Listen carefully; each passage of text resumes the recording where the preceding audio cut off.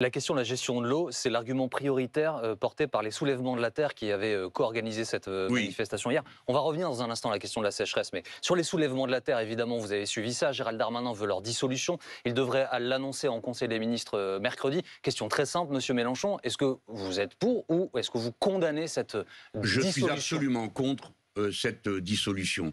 Je la juge stupide et d'abord irréalisable, puisque les soulèvements de la Terre n'est pas une association, c'est une fédération d'associations, c'est un groupement. Donc juridiquement, ça n'existe pas.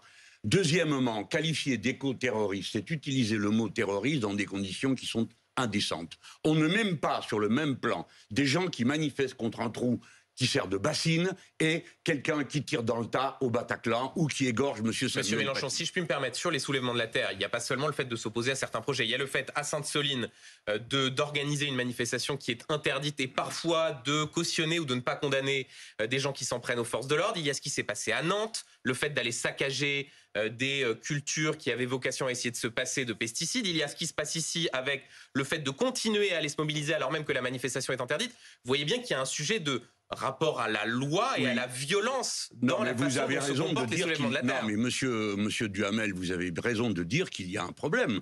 Le problème, c'est le comportement du gouvernement, condamné par l'ONU, condamné par la Cour européenne de justice et condamné par pratiquement tout l'univers civilisé. Et dans les pratiques des soulèvements de la Terre, il n'y a pas de problème. Pardon, laissez-moi finir ma phrase, s'il vous plaît. Il y a donc une pratique violente, délibérée. À Sainte-Soline, la violence a été provoquée par M. Darmanin. Je répète, a été provoquée par M. Darmanin. Quand vous tirez, de votre propre aveu, 4000 grenades sur 6000 grenades sur 4000 manifestants, admettez qu'il y a un problème. Et quand on jette des pavés sur les forces de l'ordre, c'est de la faute de Gérald Darmanin? Quand vous, monsieur, je vois que vous êtes trop jeune pour savoir ce qu'est une confrontation.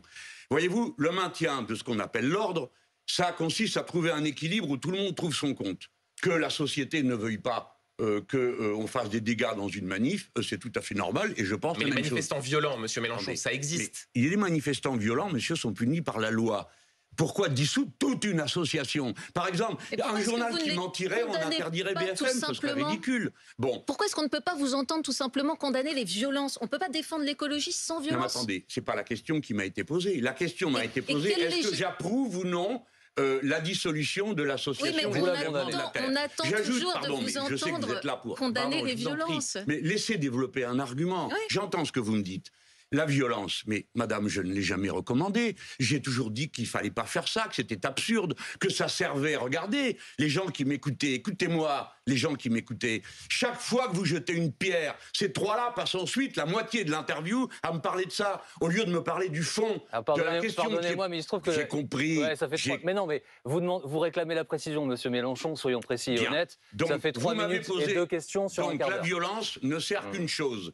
Elle ne sert qu'à donner les prétextes, à ne parler que de ça et plus du fond. Maintenant, là où je vous interroge tous les deux, et vous trois, et nous tous qui nous écoutez, est-ce que vous comprenez qu'il se produit quelque chose dans la mentalité de la jeune génération? Est-ce que vous le comprenez? La jeune génération est révoltée, à juste titre, contre l'indifférence au saccage de la nature. Mais ça a d'ailleurs été théorisé. Il est impossible, quoi qu'on fasse, le pouvoir s'en fout.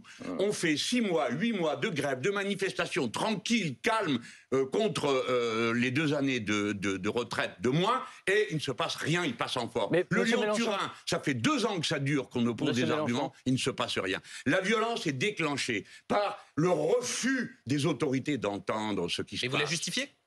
Donc ça veut dire au fond, comme il y a un silence de l'État, comme le gouvernement n'entend pas la colère, au fond la violence finit par être une sorte de mal nécessaire. C'est ce que vous dites? Non, c'est ce que vous dites vous. Non, mais si vous dites à la fin, la violence, il n'y a pas d'autre possibilité, il y a la révolte. Écoutez, c'est vous qui venez de le dire. Moi, je ne dis pas ça. Je pense, et tout le monde m'a entendu dire exactement le contraire il y a quelques secondes. Donc, monsieur Duhamel, vous perdez votre temps.